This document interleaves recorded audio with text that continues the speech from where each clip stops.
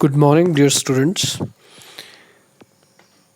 Now I'm starting with the second chapter of Unit 1,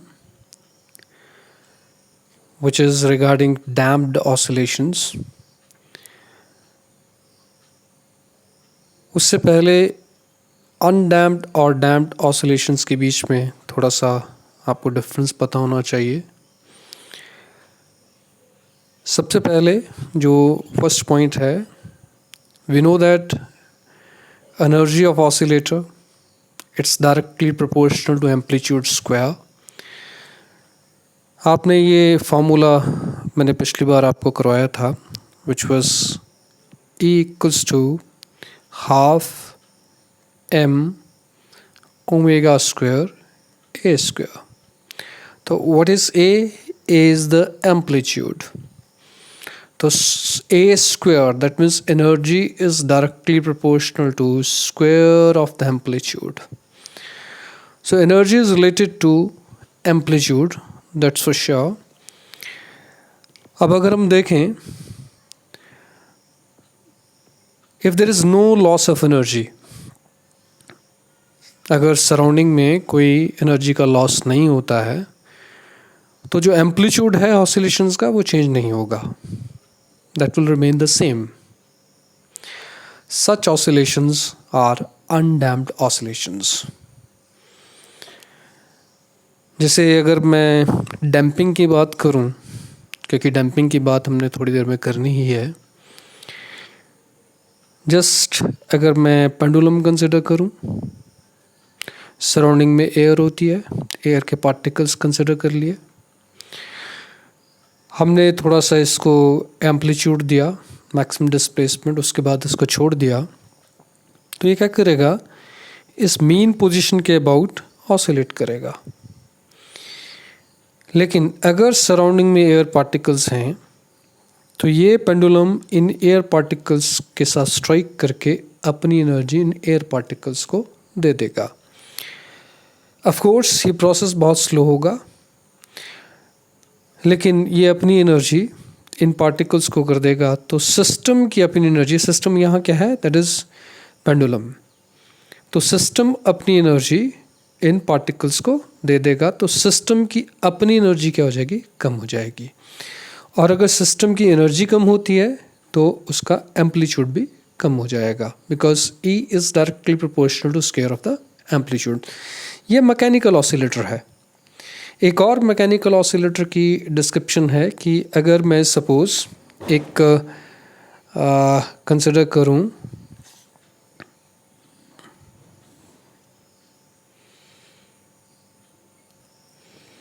if I consider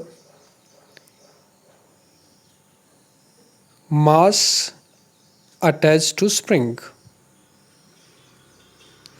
तो ये जो surface है इसका जो फ्रिक्शन होगा इस मास के लिए, उस फ्रिक्शन के अगेंस्ट इस सिस्टम को काम करना पड़ेगा. अगर ये ऑसिलेट करता है अबाउट द मीन पोजीशन, कैसे करेगा, इस मास को आप इक्विलिब्रियम पोजीशन से थोड़ा दूर ले जाइए, फिर छोड़ दीजिए, तो इट विल ऑसिलेट. लेकिन अगर फ्रिक्शन है इस सरफेस का इस मास के लिए, तो क्या होगा, ये सिस्टम अपनी एनर्जी लूज करेगा in doing work against friction. तो फिर दोबारा वही कि एनर्जी सिस्टम की क्या हो जाएगी, कम हो जाएगी, तो एम्पलीट्यूड भी कम हो जाएगा. तो अगर एनर्जी कम होती है तो एम्पलीट्यूड भी कम होता है, तो ये डैम्पिंग का केस हो जाएगा. लेकिन अगर ऐसी कोई फ्रिक्शनल फोर्स नहीं है, अगर ऐसे एयर पार्टिकल्स नहीं है, तो आपके पास कैसी ऑसिलेशंस होंगी, they will be undamped oscillations. Damping नहीं होगी मतलब. तो अगर मैं बात करूं, if there is no dissipation of energy, then amplitude of oscillation remain constant. Such oscillations are called undamped oscillations. Mechanical oscillator में inertia and elasticity they play role in oscillation. ये जो स्प्रिंग है आपके पास, ठीक है, इसमें इलास्टिसिटी है. इस इलास्टिसिटी की वजह से ये क्या करेगा, ऑसिलेट करेगा, क्योंकि आपने इसको स्ट्रेच कर दिया. और जब पार्टिकल इसके साथ अटैच्ड है तो उसमें इनर्शिया वाली बात भी आएगी. तो दो चीज़ें हैं, inertia and elasticity. They play the role in the oscillations. और अगर इलेक्ट्रिकल ऑसिलेशंस में बात करेंगे तो आपके पास कैपेसिटर प्लेट्स के ऊपर जो चार्ज होता है वो ऑसिलेट करता है थ्रू इंडक्टर। तो in a way charge oscillates on the plates of capacitor through inductor, तो it's charging and discharging of the capacitor. तो ये आपके पास बात आएगी। लेकिन अगर सपोज एलसी सर्किट, अगर मैं एलसी सर्किट की बात करूं, एलसी सर्किट में कोई रेजिस्टेंस नहीं है तो कोई भी लॉस नहीं होगा एनर्जी का। एलसी सर्किट है जस्ट। लेकिन अगर बीच में रेजिस्टेंस लगा दी जाए या फिर इंडक्टर और कैपेसिटर की अपनी रेजिस्टेंस आ जाए तो फिर वर्क होगा अगेंस्ट द रेजिस्टेंस। तो रेजिस्टिव फोर्सेस यहाँ भी आपके पास रोल प्ले करेंगी अगर मैं डैम्प्ड ऑसिलेशंस की बात करता हूँ। लेकिन अगर ऐसी कोई रेजिस्टेंस नहीं है तो ये ऑसिलेशंस कैसी मानी जाएंगी? They will be undamped oscillations, हमेशा के लिए ऑसिलेशंस होती रहेंगी। तो ये इलेक्ट्रिकल ऑसिलेशंस में भी ऐसी बात रहेगी। तो मैकेनिकल ऑसिलेशंस में और इलेक्ट्रिकल ऑसिलेशंस में अगर बात की जाए तो in undamped mechanical oscillator inertia and elasticity they play the role, और कोई रेजिस्टिव फैक्टर नहीं है। There is no resistive factor that is acting on the system. In electrical oscillations, charge oscillates, and if we consider no resistance, then the oscillation will be undamped. लेकिन अगर उल्टा हो जाए तो अगर मैं इसको थर्ड पॉइंट में देखूं तो वही चीज़ है कि अगर रेजिस्टेंस आ जाएगी तो ऑसिलेशंस कैसी हो जाएंगी? They will be the damped oscillations. तो ये मैंने एयर की रेजिस्टेंस या विस्कोसिटी इसकी बात की, पेंडुलम या फिर मास अटैच्ड टू स्प्रिंग, तो उसमें आपके पास रेजिस्टिव फोर्सेस आ जाएंगी, विस्कस फोर्सेस आ जाएंगी। अगर मैं इलेक्ट्रिकल ऑसिलेशन की बात करता हूँ तो electrical resistance will play the role. उसके अगेंस्ट जो वर्क होगा वो वर्क फिर मतलब इन ए वे एनर्जी लूज़ हो जाएगी सिस्टम की। तो अगर ऐसी बात है तो किस तरीके से I²RT हीट लॉसेस रेजिस्टेंस के क्रॉस। और एक और भी हो सकता है कि अगर electromagnetic waves they also may be produced, electromagnetic waves वो भी प्रोड्यूस हो सकती हैं ड्यूरिंग LC oscillations। तो एनर्जी लॉस की अगर बात की जाए तो एनर्जी लॉस उस केस में भी होता है, हो सकता है। तो मैकेनिकल ऑसिलेटर की अगर बात की जाए, energy dissipation in the form of waves in the medium में वेव्स प्रोड्यूस हो जाएंगी। जो पार्टिकल सराउंडिंग के हैं उनको जब एनर्जी देगा तो वो वेव्स की तरह एनर्जी जो है उन पार्टिकल्स को मिल जाएगी, मतलब wave will be created in the form of mechanical waves rather. लेकिन अगर इलेक्ट्रिकल ऑसिलेटर की बात करें तो एनर्जी डिसिपेशन एक तो मैंने आपको बताया रेजिस्टेंस के अक्रॉस, और दूसरा इलेक्ट्रोमैग्नेटिक वेव्स की फॉर्म में भी एनर्जी का लॉस हो सकता है। तो इलेक्ट्रिकल ऑसिलेटर की अगर बात करें तो दो तरीके से एनर्जी का लॉस हो सकता है अगेंस्ट रेजिस्टेंस, वन, और सेकंड क्या है? इलेक्ट्रोमैग्नेटिक वेव्स की फॉर्म में। तो अगर मैं कहूँ कि भाई जहाँ तक बात है इसको ग्राफिकली बताया जाए तो अनडैम्प्ड ऑसिलेशंस में जो एम्पलीट्यूड है that will remain the same, these are the amplitude. लेकिन अगर डैम्पिंग की बात की जाए तो एम्पलीट्यूड आपके पास पहले ज़्यादा है, फिर कम है, फिर कम है, और ये डॉटेड जो लाइन है ये एम्पलीट्यूड के वेरिएशन को बता रही है। पहले इतना है, फिर इतना है, फिर इतना है। तो amplitude that will decrease with time because there is loss of energy.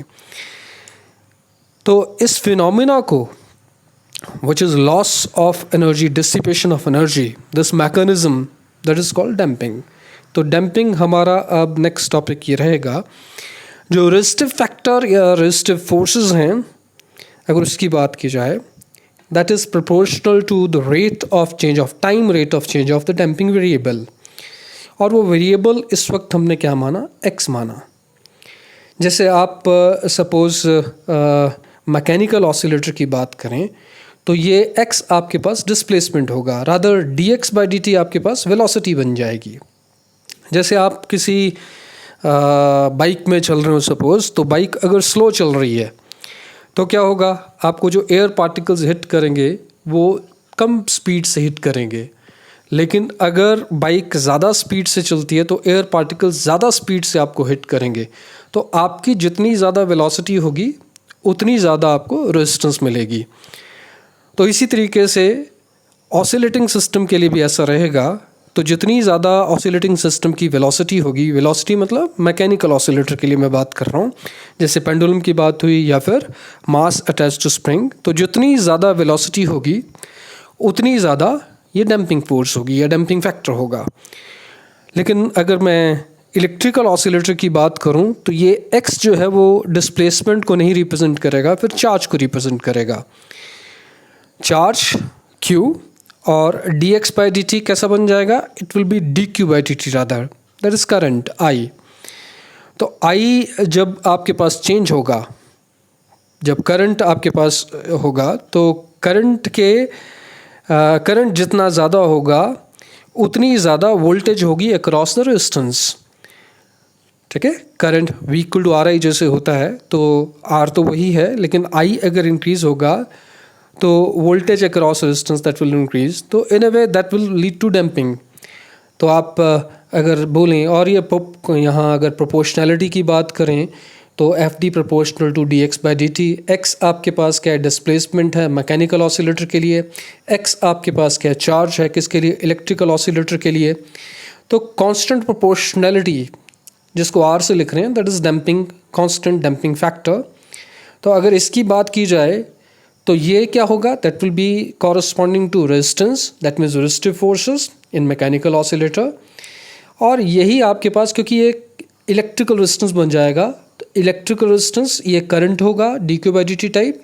ठीक है, क्योंकि ये dq/dt बन जाएगा, x आपके पास q टाइप है, तो ये ही आपके पास RI टाइप हो जाएगा, दैट मीन्स वोल्टेज।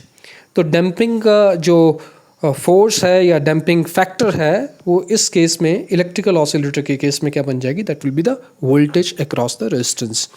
ये चीज़ आप थोड़ा ज़रूर ध्यान में रखिए, बाकी मैं नेक्स्ट वीडियो में आपको बताता हूँ।